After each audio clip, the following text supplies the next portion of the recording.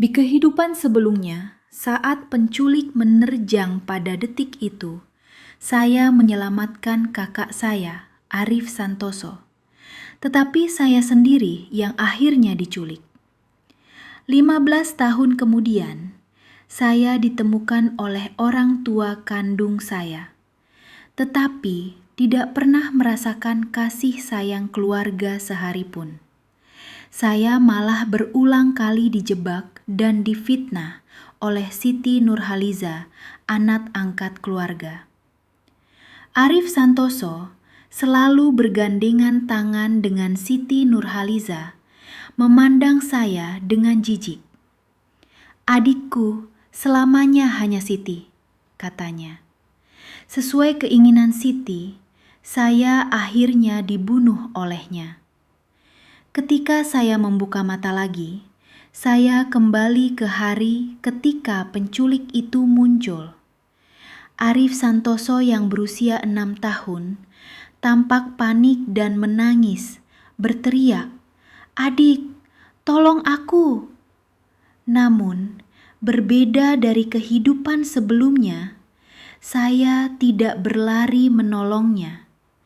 Dengan dingin, saya hanya menjawab, "Kak, kita bertemu lagi 15 tahun dari sekarang." Tiba-tiba, teriakan keras terdengar di telinga saya. "Cepat, tangkap anak laki-laki itu. Jangan biarkan dia kabur." Saya tersadar dan mendapati diri saya sedang duduk di mobil kart anak-anak. Arif Santoso yang berusia 6 tahun berlari sambil menangis. Pemandangan di depan mata begitu familiar, dan saya langsung menyadari bahwa saya telah kembali ke hari ketika saya diculik di usia 6 tahun. Tak lama kemudian, seorang wanita tua yang tampak ganas berhasil menangkap Arif Santoso dan menyeretnya menuju van di seberang jalan. Arif Santoso berteriak dalam kepanikan, "Adik, tolong aku!" Di kehidupan sebelumnya, melihat kakak saya ditangkap, saya langsung mengendarai mobil kart dan menabrak wanita tua itu. Wanita itu terjatuh, lengah, dan Arif Santoso berhasil melepaskan diri. Saya berteriak, "Kakak, cepat naik!" Arif Santoso berlari dan naik ke mobil kart, tetapi saat berbelok, saya terlempar keluar.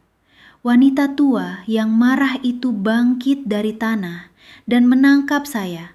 Akhir ceritanya, Arif Santoso karena ketakutan tidak menghentikan mobil kart. Dia melarikan diri dan selamat. Sementara saya diculik oleh penculik memulai hidup yang tragis dan penuh penderitaan. "Adik, tolong aku!" teriakan Arif Santoso masih bergema. Wanita tua itu dan komplotannya jelas sudah memperhatikan saya. Tanpa buang waktu, saya mengendarai mobil kart untuk melarikan diri. Melihat Arif Santoso yang terus menangis di kejauhan, saya dengan tenang berkata, "Kak, kita bertemu lagi 15 tahun dari sekarang." Setelah Arif Santoso diculik, orang tua saya hancur. Mereka memasang iklan orang hilang di berbagai stasiun televisi dan koran, menawarkan hadiah tetapi sia-sia. Mengingat kehidupan sebelumnya, saya dijual ke keluarga di desa terpencil yang bahkan butuh setengah hari berjalan kaki untuk ke kota.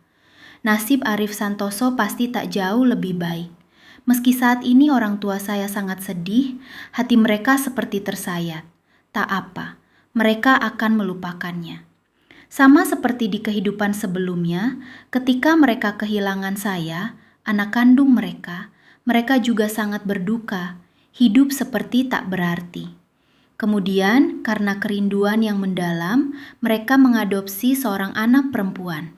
Mereka mencurahkan semua kasih sayang kepada anak angkat itu, memberikan yang terbaik, memanjakannya seperti mutiara di tangan. Bahkan ketika saya, anak kandung mereka, akhirnya ditemukan, posisi anak angkat itu di keluarga tak tergoyahkan. Yang paling konyol, ketika anak angkat itu sakit dan butuh transplantasi ginjal, mereka berlutut memohon agar saya, anak kandung mereka, mendonorkan ginjal saya untuk. Jadi, tak ada yang tak bisa digantikan, baik itu orang tua maupun anak. Waktu berlalu cepat, hampir setahun sejak Arif Santoso hilang. Saya selalu mengeluh di depan orang tua bahwa saya merasa kesepian setiap hari dan sangat merindukan kakak. Setiap kali mendengar ini, ibu akan menangis terseduh-seduh. Akhirnya, dia tak tahan dan mengusulkan kepada ayah, "Bagaimana kalau kita mengadopsi seorang anak laki-laki?" Saya seolah sudah menduga alur cerita ini akan terjadi. Maka, ketika orang tua memberitahu saya tentang keputusan mereka, saya bertanya, "Bolehkah kita mengadopsi seorang kakak laki-laki? Saya ingin punya kakak yang bisa menjaga saya nanti." Wajah mereka berat, tetapi mereka tidak menolak.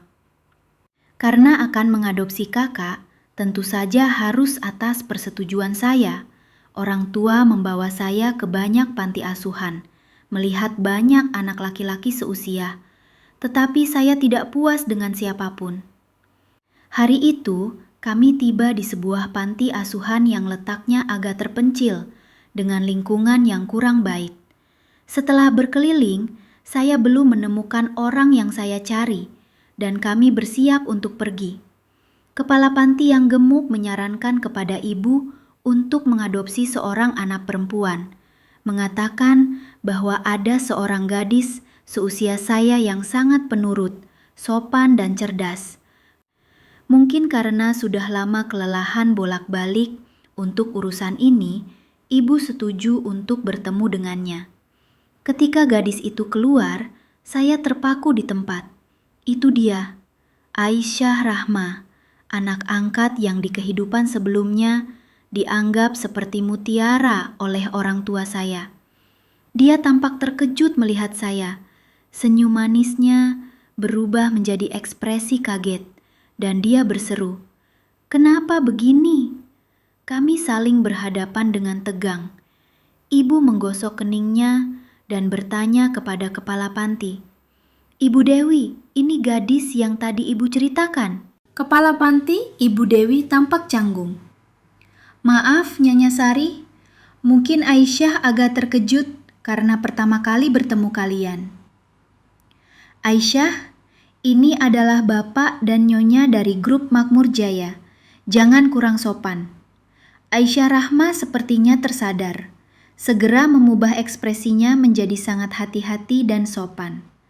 "Paman, Tante, selamat pagi. Maaf, tadi saya tidak sengaja." Ibu mengangguk, menatapnya dengan penuh selidik, lalu mengajukan beberapa pertanyaan. Aisyah Rahma menjawab dengan lancar. Sikapnya sangat penurut. Setelah bercakap-cakap, terlihat jelas ibu cukup menyukainya. Bahkan ayah pun tampak puas. Tapi apa boleh buat? Saat ini, yang memegang kendali atas nasib Aisyah Rahma adalah saya, Nadia Sari. Ibu mendekati saya dan berbisik lembut, "Kita bawa kakak ini pulang ya." Saya tegas menolak. "Tidak mau." Begitu kata-kata itu keluar, wajah Aisyah Rahma langsung memucat. Dia memandang saya dengan cemas dan kaget. Bibirnya sedikit terbuka seolah ingin berkata sesuatu, tetapi akhirnya dia menahannya. Sikap saya yang begitu tegas membuat ibu terkejut. Dia sepertinya ingin membujuk. "Sebenarnya punya kakak perempuan di rumah juga bagus loh. Kalian bisa pakai rok cantik bareng, mengepang rambut bersama, main tetak umpet." Saya tetap keras kepala, tidak mau ketemu. Ibu akhirnya menyerah, menghela napas pelan. "Maaf, Ibu Dewi, sepertinya kami tidak bisa mengadopsi gadis ini." Ibu Dewi mengangguk memahami. "Tidak apa-apa, Nyonya Sari." Namun tiba-tiba Aisyah Rahma menjerit dengan penuh keputusasaan. "Kenapa begini? Ibu, saya Aisyah. Ayah, apa kalian tidak mengenali saya?" Ayah dan ibu terkejut. Wajah mereka penuh kebingungan, menatap gadis di depan mereka tanpa memahami apa yang terjadi. Aisyah Rahma menerjang ke arah ibu, memeluknya erat sambil menangis terseduh-seduh, seolah takut ibu akan pergi kapan saja. "Ibu, saya sudah menunggu ayah dan ibu di sini begitu lama. Bawa saya pulang. Saya tidak mau tinggal di sini lagi. Kakak mana? Kenapa kakak tidak ikut?" Ibu ketakutan dengan kata-kata anehnya. Buru-buru mendorongnya menjauh. "Anak ini kenapa sembarangan mengaku? Apa ibu terlihat seperti orang yang tidak waras?" Aisyah Rahma tetap bersikeras, mengusap air matanya dan menjelaskan. "Bukan ibu, saya sangat sadar. Di kehidupan sebelumnya, ibu mengadopsi saya dari tempat ini. Semua orang di ruangan itu, kecuali saya, sepertinya tidak mengerti apa yang dia bicarakan." Wajah ayah dan ibu berubah pucat. Mungkin tidak menyangka bahwa gadis yang direkomendasikan Ibu Dewi ternyata seperti orang yang tidak stabil mentalnya. Ekspresi Ibu Dewi penuh kecanggungan dan malu. Dia buru-buru memanggil seseorang untuk membawa Aisyah Rahma pergi. Aisyah Rahma panik dan ketakutan, menendang dan memukuli orang-orang di sekitarnya, berteriak histeris. "Tidak, saya tidak mau pergi. Saya ingin pulang bersama ayah dan ibu. Minggir, minggir. Sayalah putri sejati grup Makmur Jaya. Wanita itu cuma penutup. Saya anak kesayangan kalian." Aisyah Rahma akhirnya diangkat pergi oleh 2 petugas seperti ayam kecil. Bahkan setelah beberapa waktu, tangisannya yang memilukan masih terdengar dari halaman. Ibu masih syok, memegang tangan saya dan bergegas keluar. "Sari, ayo cepat pergi. Tempat ini tidak bisa ditinggali. Ada orang gila." Di kehidupan sebelumnya, Aisyah Rahma adalah putri kesayangan di mata ibu, bagai mutiara berharga. Tapi di kehidupan ini, dia dianggap orang gila dengan gangguan mental. Bahkan saya sendiri sulit menerima perubahan sikap ibu yang begitu drastis, apalagi Aisyah Rahma. Sungguh, ini seperti menusuk hati hingga membunuh. Setelah 3 bulan mencari, akhirnya saya menemukan Bima Pratama di sebuah panti asuhan milik Yayasan Lestari. Saat kepala panti membawa saya menemuinya, Bima sedang berkelahi dengan beberapa anak laki-laki lain. Wajahnya penuh luka, satu matanya memar dan lengannya berdarah. Meski dipukuli habis-habisan, matanya tetap penuh semangat dan tajam, seperti serigala kecil yang tidak pernah menyerah. Mata saya langsung berkaca-kaca. Di kehidupan sebelumnya, setiap kali anak-anak di panti asuhan mengganggu saya, Bima selalu membela saya seperti ini. Meski harus melawan 10 orang, meski dipukuli hingga babak belur, meski dihukum kepala panti dengan tidak diberi makan selama 3 hari, dia selalu berkata dengan nada acuh, "Dia menangis. Bukannya aku sudah mengurus mereka? Tapi kamu diapa-apain mereka parah banget, gak sakit. Laki-laki sejati, luka kecil ini apa sih? Tenang, aku bilang akan melindungimu dan aku pasti menepati janji." Kata-kata penuh keyakinan dari anak laki-laki itu masih bergema di telinga saya. "Bima Pratama, kali ini giliran aku yang melindungimu." Ketika mendengar saya ingin membawa Bima Pratama pulang, ayah dan ibu keberatan. Jelas mereka sudah mendengar cerita tentang tingkah Bima dari anak-anak lain di panti, tapi saya tidak peduli dan bersikeras melakukannya. Mereka akhirnya menyerah dan setuju. Maka Bima Pratama yang berusia 8 tahun pulang bersama saya.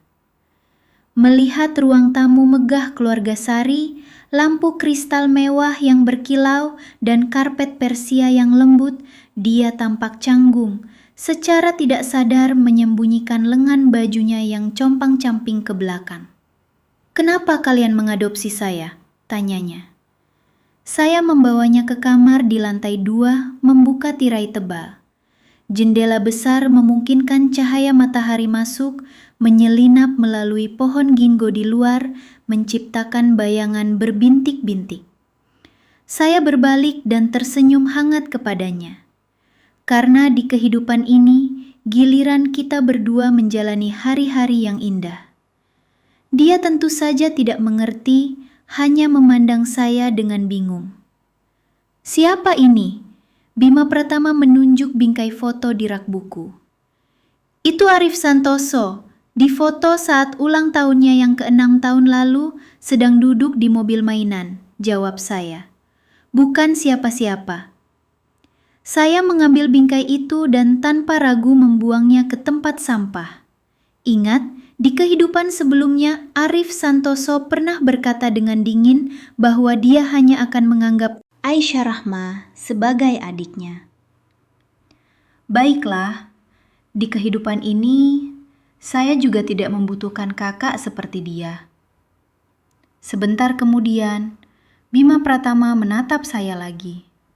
Matanya yang hitam putih jernih, penuh dengan sedikit kebingungan dan keteguhan. "Kalian mau menampung saya berapa lama? 3 bulan atau 6 bulan? Sepengetahuan saya, Bima Pratama sudah 2 kali ditinggalkan keluarga angkat sebelumnya. Sepasang suami istri mengadopsinya hanya untuk pamer, meningkatkan citra merek publik mereka. Dengan sorotan media, mereka membawa Bima pulang, lalu mengabaikannya.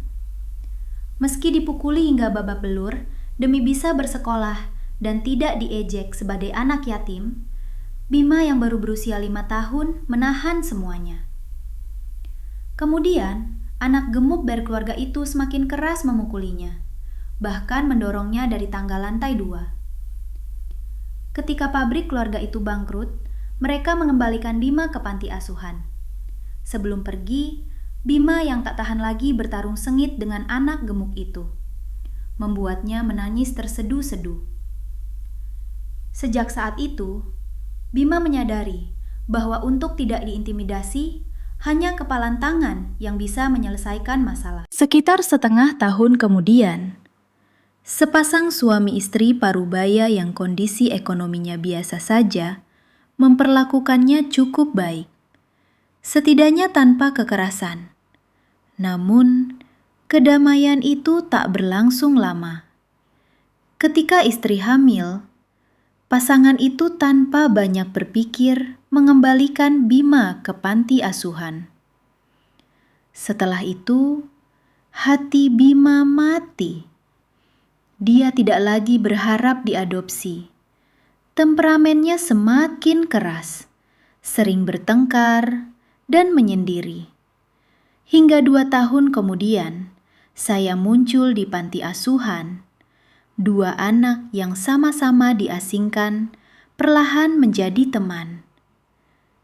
Mengspominannya itu, saya berkata, "Bukan 3 bulan, juga bukan 6 bulan.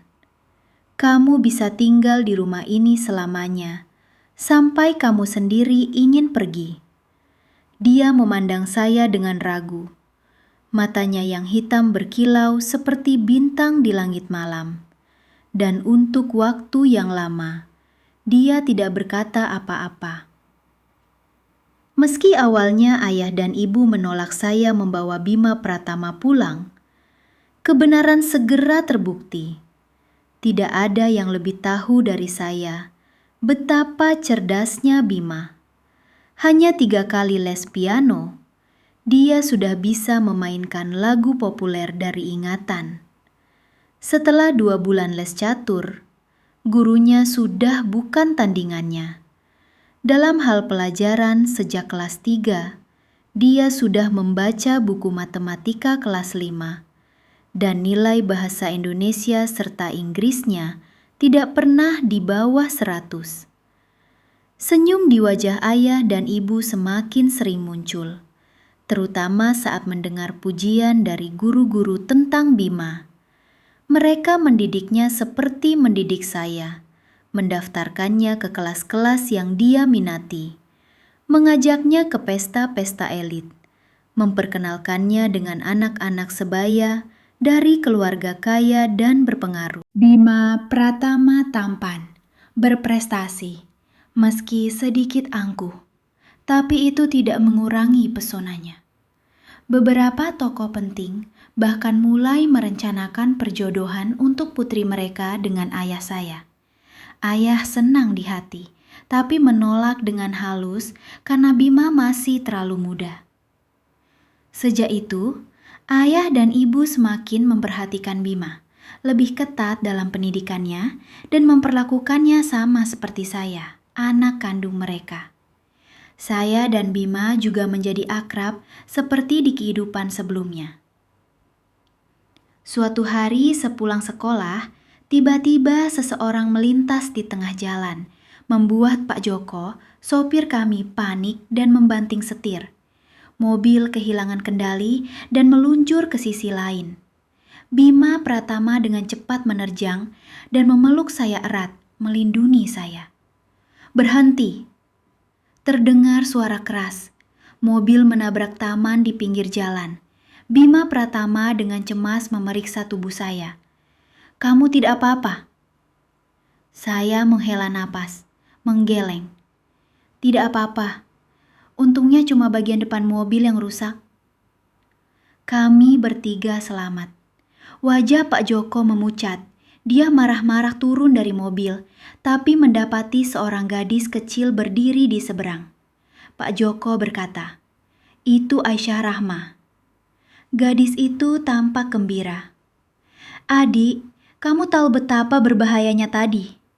Orang tuamu mana?" Pak Joko bertanya dengan tegas. Aisyah Rahma tampak kecewa. Saat melihat saya dan Bima Pratama di dalam mobil, matanya membelalak dan dia berseru, "Nadia Sari, kenapa kalian bersama?" Bima Pratama menoleh bertanya dengan heran, "Siapa ini? Kamu kenal?" Saya mengangkat bahu. "Tidak kenal." Wajah Aisyah Rahma memucat. Dia menggeleng keras. "Tidak mungkin. Kenapa begini? Arif Santoso mana?" Pak Joko juga menoleh ke saya. "Nona, ini temanmu." Saya bilang, "Saya tidak kenalnya Pak Joko. Ayo kita pergi." Pak Joko segera masuk dan menghidupkan mobil. Aisyah Rahma panik, berlari mendekat dan memukuli jendela mobil. "Nadia Sari, kamu tidak boleh pergi. Saya mau ikut bertemu ibu. Berhenti, cepat berhenti." Saya tidak menghiraukannya. Dengan ekspresi datar berkata, "Hari ini benar-benar sial, ketemu orang gila." Pak Joko berkata, "Nanti sampai di perumahan, bilang ke satpam, jangan sembarang orang gila dibiarkan masuk." "Baik, Nona Sari." Mobil melaju kencang.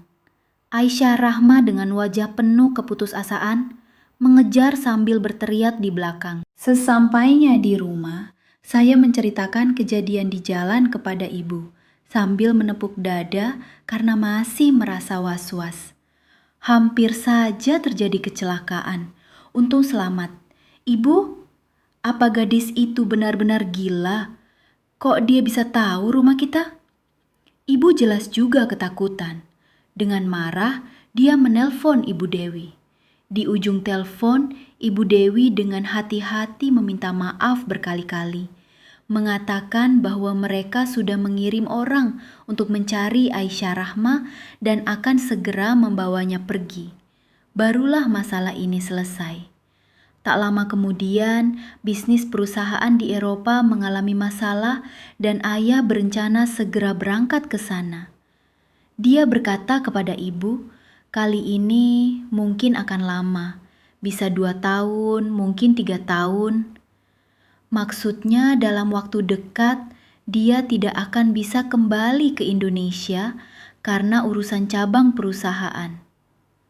Mengingat Aisyah Rahma yang seperti bayang-bayang tak pernah hilang, tanpa pikir panjang, saya mengusulkan kepada ibu, "Ibu, bagaimana kalau kita pindah ke sana dan tinggal bersama ayah?" Usulan itu segera diterima ibu. Hanya dalam 2 minggu, kami sekeluarga Berempat pindah ke sana. Saat naik pesawat menuju Prancis, pesawat melaju di ketinggian 10.000 meter. Saya memandang awan di bawah dengan tenang, membuat gerakan perpisahan dengan tangan, seolah mengucapkan selamat tinggal kepada Arif Santoso dan Aisyah Rahma. Kalau berjodoh, kita bertemu lagi 14 tahun dari sekarang. Di hari-hari panjang, berat, dan penuh penderitaan ini, kalian harus kuat. Jangan sampai celaka, jangan pula bunuh diri. Hiduplah seperti semute, miskin, menyedihkan, penuh penderitaan, dan tanpa harga diri. Toh, di kehidupan sebelumnya, saya juga hidup seperti itu. Saya yakin, suatu hari nanti, kita akan bertemu lagi. Saat keluar dari gedung Hangjai, saya langsung melihat Pak Joko yang sedang memegang papan bertuliskan nama saya. Setelah bertahun-tahun tidak bertemu, dia ternyata masih seperti dulu. Saya buru-buru melambai padanya, tapi dia sama sekali tidak melihat ke arah saya. Baru ketika saya berdiri di depannya dan mengambil papan itu, saya tersenyum. "Pak Joko, ngelamun apa? Saya sudah panggil beberapa kali loh. Saya Nadia Sari." Dia memandang saya dengan mata terbelalak, penuh takjub. "Kok kamu bisa tumbuh setinggi ini, secantik ini?" Saya tertawa. "Saya memang sudah cantik dari dulu." Pak Joko mengangguk penuh semangat. Matanya tampak sedikit berkaca-kaca. Iya. Nona Sari memang sudah cantik dari dulu. Oh ya, dia melirik ke belakang saya. "Kamu pulang sendirian? Bapak Direktur, Nyonya, dan Tuan Bima mana?" Saya bilang, "Mereka baru pulang lusa, setelah pertunjukan terakhir Bima selesai." Pak Joko tahu kan, ayah dan ibu selalu hadir di setiap penampilan putra kesayangan mereka. Pak Joko jelas setuju dengan kata-kata saya. Bapak Direktur setiap kali telepon saya, begitu bicara soal Tuan Bima, ceritanya tidak pernah habis. Selalu bilang, bulan lalu Tuan Bima tampil di Wina begini. Bulan depan mau tampil di Gedung Putih begitu. Kadang saya mau tanya kabar kamu, tapi susah nyelonong. Orang yang tidak tahu pasti mengira Tuan Bima itu anak kandung mereka. Saya tertawa sambil menggeleng. "Pak Joko, saya tahu kamu sebenarnya mau tanya kabar Rian Joko, tapi malu menyela ayah kan? Rian Joko adalah anak Pak Joko yang 10 tahun lalu pergi ke Prancis untuk sekolah dan tinggal di rumah kami." Saya menggoda. Bue, saya nggak mau tahu kabar anak nakal itu. Selain minta uang, dia nggak pernah bawa kabar baik." Pak Joko cuma menggerutu pelan sebagai respon.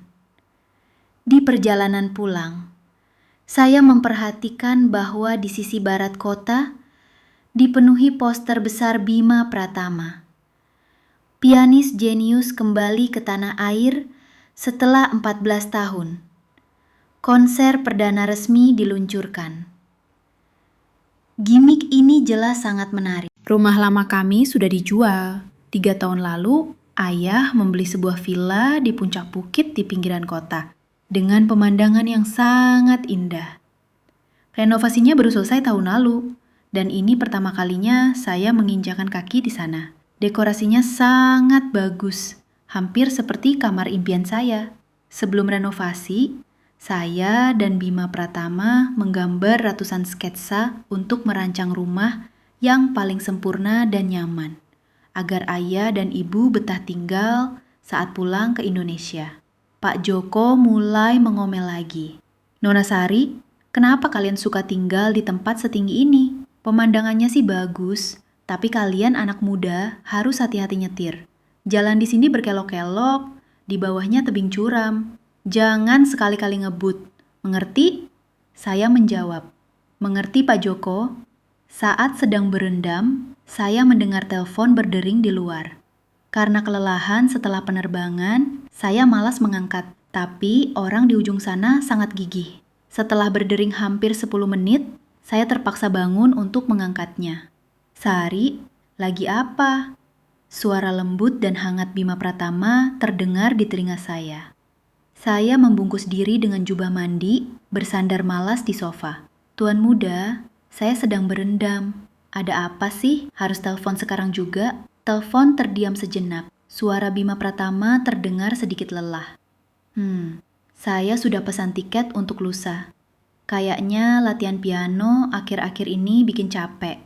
Saya bilang, oke, saya akan sambut tuan muda dengan pesta penyambutan. Terdengar tawa pelan dari telepon. Oh iya, penampilan saya tadi bagaimana? Saya menjawab, cukup bagus. Selamat. Sudah, sekarang sudah jam 11:30. Cepat tidur. Kamu nggak boleh begadang. Sebuah desahan pelan terdengar di telinga saya. Tahu, selamat malam. Terlalu genit. Dia belum menutup telepon. Setelah jeda sejenak, saya bertanya, "Kamu bilang apa tadi?"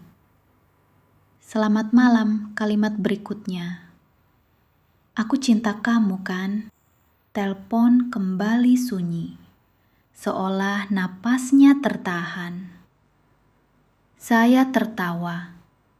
Apa saya nggak boleh bilang gitu? Terakhir kali fans menyambutmu di bandara, saya dengar mereka bilang begitu. 3 detik kemudian, telepon terputus dengan suara tut, tut. 2 hari kemudian, Pak Joko menjemput ayah dan ibu dari bandara. Tapi saya tidak melihat Bima Pratama. Katanya dia dijemput oleh panitia acara dan mungkin baru kembali malam ini. Ya sudah, saya sudah khusus meminta tante membuat ikan asam manis khas Danau Barat. Sepertinya dia tidak beruntung menikmatinya. Saat hendak makan malam, Bu Tini, pengurus rumah, berlari tergesa-gesa. Ada orang di luar mencari. Saya bertanya santai. Cari siapa? Mereka bilang mencari Bapak Direktur dan Nyonya. Ayah dan ibu saling pandang. Ekspresi mereka sedikit bingung. Cari kami? Siapa? Bu Tini tampak bingung, tapi akhirnya berkata, dia bilang dia anak Bapak Direktur. Setelah 16 tahun, saya bertemu lagi dengan Arif Santoso. Pakaiannya tidak terlalu bagus, tapi juga tidak terlalu buruk. Setidaknya bajunya masih bersih. Tubuhnya kurus dan kulitnya gelap. Tangannya kasar penuh kapalan, mirip seperti pekerja bangunan. Dia berdiri gemetar, matanya tak berkedip menatap ayah dan ibu. Bibirnya terbuka dan tertutup berulang kali, seolah tak mampu berkata-kata. Ayah, ibu, benarkah ini kalian? Aisyah Rahma mendekat. Matanya berkaca-kaca, penuh emosi, seolah akan menangis kapan saja. Kak, pasti benar. Mereka orang tua kandungmu. Ibu berjalan mendekat. Matanya juga tak berkedip menatap pria di depannya.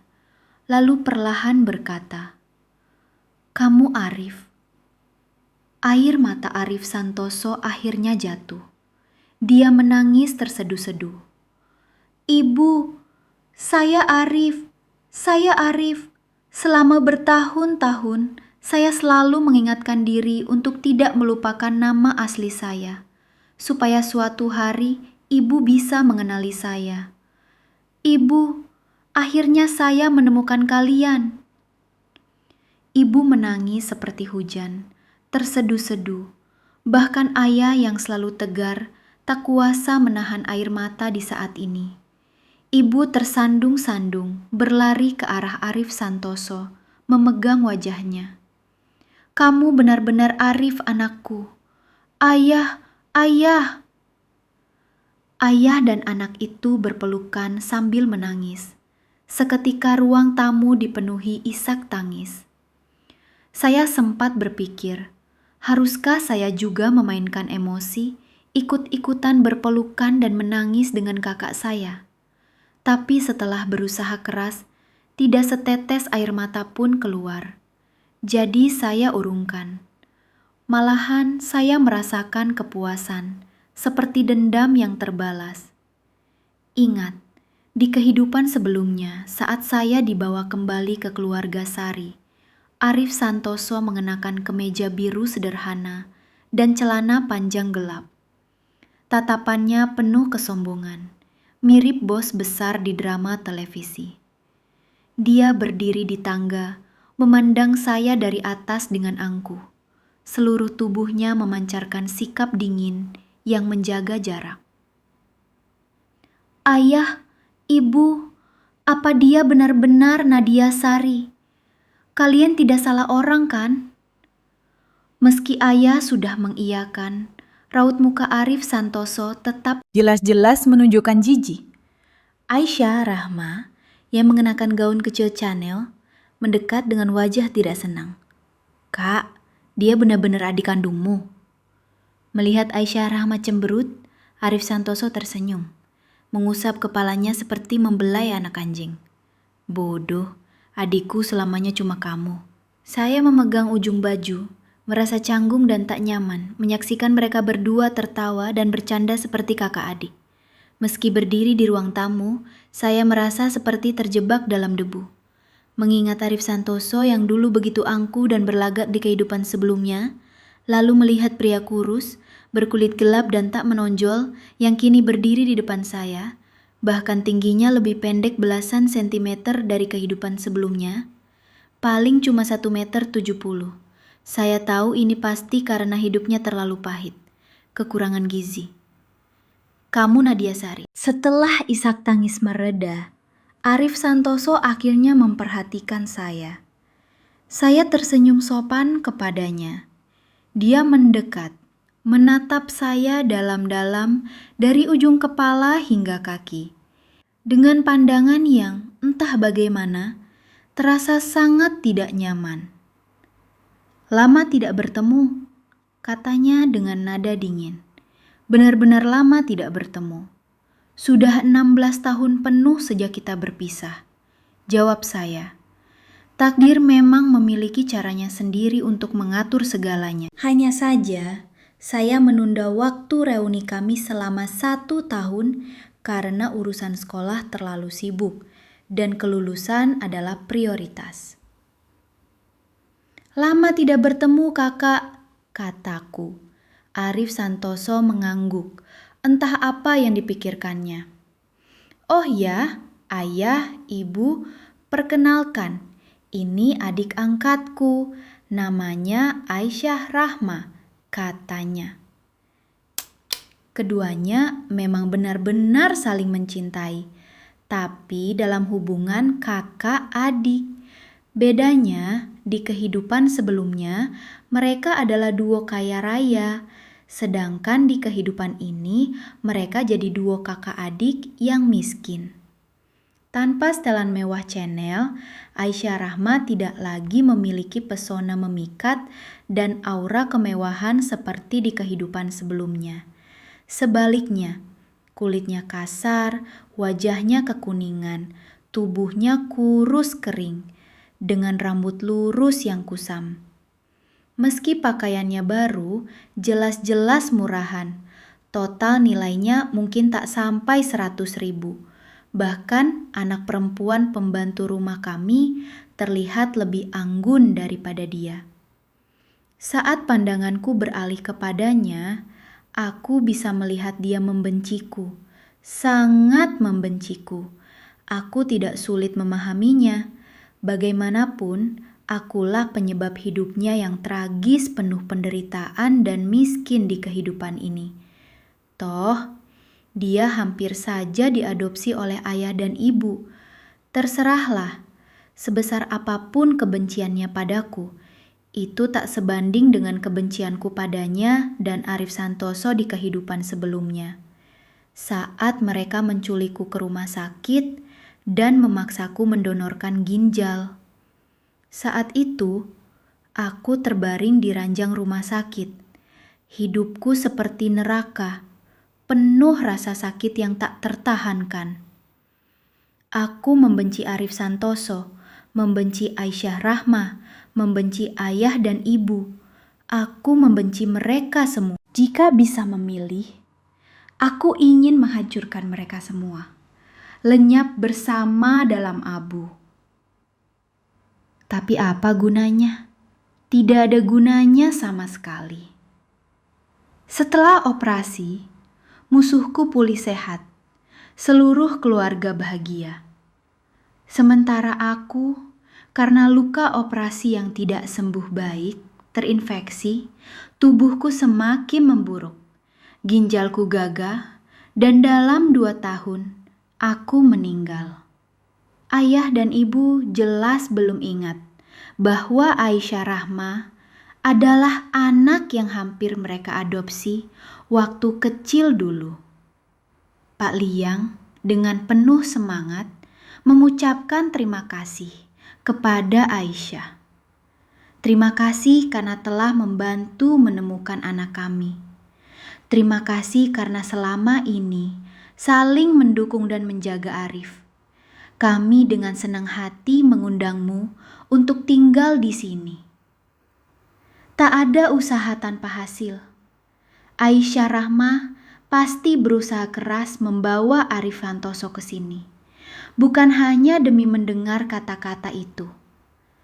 Pasti selama belasan tahun ini, dia terus mencari Arif Santoso. Setelah pengakuan keluarga selesai, prosedur tetap harus dijalani. Meski kedua pihak sudah yakin tidak salah orang, Arif Santoso sendiri mengusulkan untuk melakukan tes DNA demi kepastian. Ayah tidak keberatan. Sepanjang sore, ibu memegang tangan Arif Santoso di sofa, berbicara sambil menyeka air mata, menanyakan bagaimana hidupnya selama ini dan mengenang masa kecilnya. Seolah tak ada habisnya kata-kata. Dari ceritanya, aku tahu bahwa saat Arif berusia 11 tahun, ayah angkatnya meninggal dan ibu angkatnya membesarkannya sendirian. Karena kondisi keluarga yang sangat miskin, dia hanya sekolah sampai kelas 1 SMP, lalu berhenti dan bekerja. Dia pernah memungut sampah, bekerja di pabrik, mengantar paket, dan jadi kuli bangunan. Dengan pengalaman hidup yang begitu beragam, entah bagaimana Aisyah Rahma bisa menemukannya.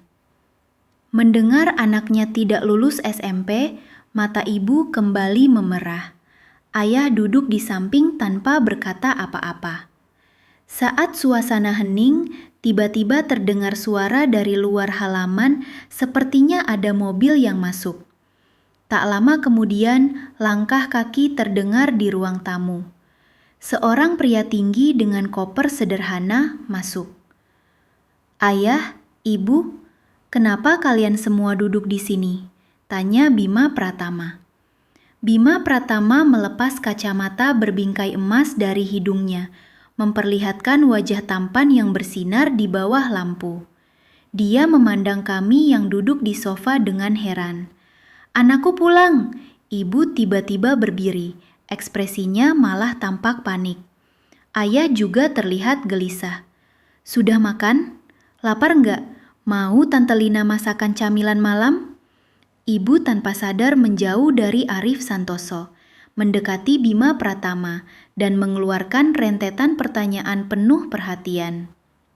"Ibu, aku sudah makan," jawab Bima Pratama sambil tersenyum. Dia menoleh ke arah Arif Santoso dan Aisyah Rahma. "Siapa mereka?" Ibu tampak tegang, seolah tak tahu bagaimana menjawab, dan secara tak sadar melirik ke arah ayah. Ayah membuka mulut, memandang Arif Santoso lalu Aisyah Rahma. Mereka anak dari kerabat jauh. Mendengar jawaban itu, ibu tampak bersalah, tapi juga seperti lega, menjawab dengan kaku. Iya, anak kerabat jauh. Aku duduk santai di sofa tunggal, menyaksikan wajah gelap Arif Santoso memucat perlahan. Bima Pratama mendengar penjelasan ibu mengangguk sopan ke arah keduanya sebagai tanda salam. Arif Santoso tetap tanpa ekspresi, tidak membalas. Pepandangan Aisyah Rahma tertahan lama di wajah Bima Pratama, entah memikirkan apa. Ayah, ibu, aku mau mandi dulu, kata Bima Pratama. Mendengar Bima Pratama mau mandi, ibu buru-buru menjawab. Baik, ibu akan isi air untukmu. Beberapa hari ini kamu pasti capek. Tidak perlu ngobrol sama ayah atau tamu sekarang. Nadia Sari, nanti tolong ambilkan koperku, kata Bima Pratama, tanpa ragu menyuruhku. Kenapa harus aku? Tanyaku. Tuan muda melemparkan tatapan yang menyuruhku memahami sendiri. Tidak ada alasan, jawabnya. Setelah Bima Pratama naik ke atas, ruang tamu terasa sangat sunyi. Ayah menghela napas panjang, menjelaskan dengan rasa bersalah. Maaf Arif, minggu depan Bima punya pertunjukan penting. Supaya tidak mengganggu suasana hatinya, ayah terpaksa melakukan ini.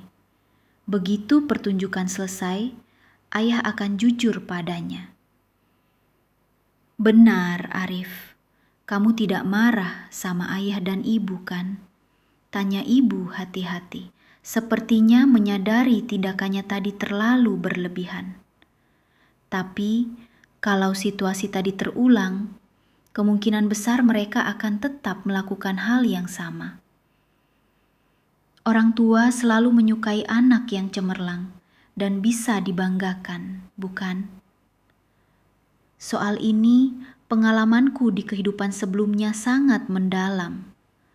Tangan Arif Santoso yang terkepal perlahan mengendur.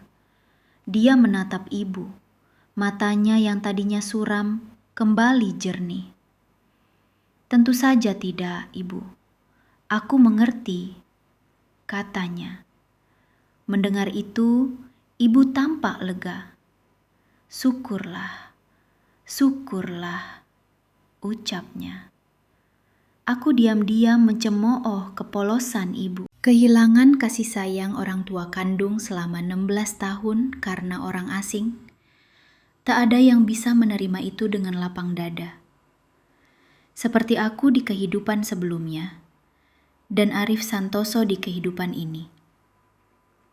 30 tahun di timur, 30 tahun di barat. Kakakku yang baik, akhirnya kamu merasakan penderitaan yang membuluh hati, namun tak berdaya ini, bukan? Jelas membenci seseorang, tapi demi tidak mengecewakan orang tua, kamu harus berusaha menyambut dan menyenangkan mereka. Jelas mereka orang tua dan kakak kandungmu, tapi kamu selamanya tidak bisa menyatu dengan mereka.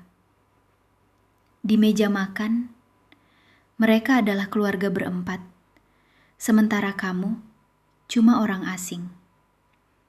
Di pesta, setiap ada tamu yang bertanya tentang orang tuamu, mereka selalu menghindar, bicara dengan ragu. Lalu, gadis manis yang berlagak putri keluarga itu muncul dengan anggun menyelamatkan situasi. Dia anak perempuan pembantu kami, baru datang ke kota untuk cari kerja. Lucu sekali. Padahal kamu putri asli keluarga, tapi dikatakan anak pembantu yang sedang cari kerja. Tapi tak ada yang menjelaskan kebenaran. Bahkan orang tua kandungmu, bahkan kakak kandungmu, diam-diam menerima kebohongan itu. Kalau bukan karena ingatan masa kecil yang begitu kuat, kamu mungkin benar-benar mengira dirimu anak pembantu. Pagi hari, aku turun ke bawah dan melihat Bima Pratama sudah duduk di meja makan, dengan segelas susu di depannya. "Pagi kakak," sapaku. Dia tersedak. Wajahnya memerah sekilas. "Kamu panggil aku apa?" tanyanya. Aku tertawa kecil. "Apa kamu akhir-akhir ini cepat tua? Telingamu sudah tidak bagus." Bima Pratama menatapku dengan tenang. "Siapa suruh kamu ngomong aneh-aneh?" Aku mengangkat bahu. "Memangnya aneh panggil kamu kakak?" Bima Pratama hendak menjawab, tapi Arif Santoso dan Aisyah Rahma sudah turun dari tangga. "Pagi," sapa Bima sopan kepada mereka. Arif Santoso mengangguk, wajahnya dingin tanpa berkata apa-apa. Aisyah Rahma tersenyum lebar ke arah Bima Pratama. Bima, yang selalu peka, segera merasakan permusuhan tak terselubung dari seseorang di meja makan. Membuatnya bingung. Aku berdehem, lalu berkata dalam bahasa Prancis, "Ada sesuatu yang harus kuberitahu. Jangan kaget." Ketiganya menoleh ke arahku. Arif Santoso dan Aisyah Rahma tidak mengerti bahasa Prancis. Setidaknya di kehidupan sebelumnya mereka tidak bisa. Dan dari ekspresi mereka sekarang, sepertinya masih tidak bisa. Aku melanjutkan tanpa ragu. "Orang ini, kakak kandungku yang hilang selama 16 tahun. Kemarin sore dia sudah bertemu ayah dan ibu." Bima Pratama terlihat terkejut, menjawab dalam bahasa Prancis. "Kenapa tadi malam kalian tidak bilang jujur? Kamu kan punya pertunjukan. Mereka tidak mau ini mengganggu perasaanmu." Dia mengangguk, seolah memahami. "Pantas saja." "Kalian ngomong apa?" Aisyah Rahma tiba-tiba memotong pembicaraan kami dengan kasar, lalu berkata, "Roti ini rasanya enak." "Roti rasanya enak, kenapa tidak bilang dalam bahasa Indonesia?" Apa dia lupa di kehidupan sebelumnya? Dia dan Arif Santoso memanfaatkan kelemahanku dalam bahasa Inggris, mengolok-olok pakaian dan wajahku di meja makan. Kalau aku tidak diam-diam merekam dengan ponsel dan menerjemahkan dengan aplikasi, aku tidak akan tahu betapa besar kebencian putri palsu itu padaku. Standar ganda betul. Mau pakai bahasa Indonesia ya pakai. Mau pakai bahasa Prancis ya pakai. Urusanmu apa? Wajah Aisyah Rahma yang kasar memucat seketika. Mungkin dia terbawa peran dirinya di kehidupan sebelumnya. "Makan di meja yang sama, kalian begini tidak merasa kurang sopan?" Arif Santoso berkata dengan wajah dingin. Satu lagi pelaku standar ganda. Aku benar-benar muak dengan orang-orang bodoh ini. "Jadi kamu dengan wajah masam begitu sopan? Ini rumahku, aku mau buat ekspresi apa terserah aku." Arif Santoso menegakkan punggung, matanya tajam. Hanya semalam, sikap dan auranya sudah berubah drastis dari kemarin sore. Sepertinya bakal ada pertengkaran kakak adik. Di kehidupan sebelumnya, aku selalu hati-hati, menjaga ucapan, tak berani melawan Arif Santoso secara langsung.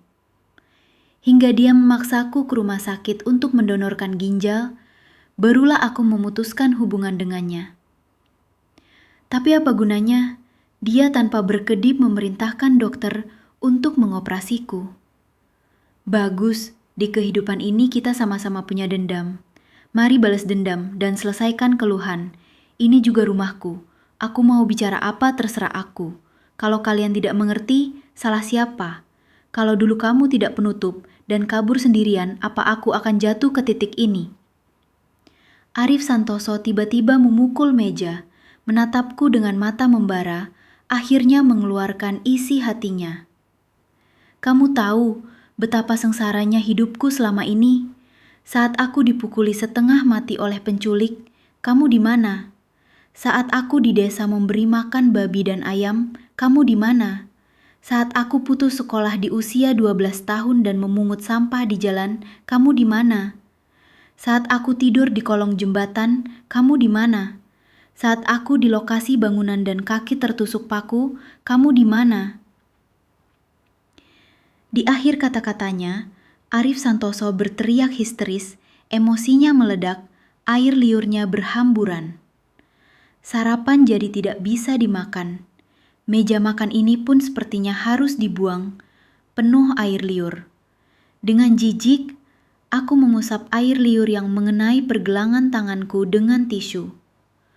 Gerakan ini semakin menyakiti Arif Santoso. Matanya merah membara, menatapku penuh kebencian. Untuk mengetahui kelanjutan cerita, nantikan episode terakhir. Jangan lupa like, subscribe, dan share.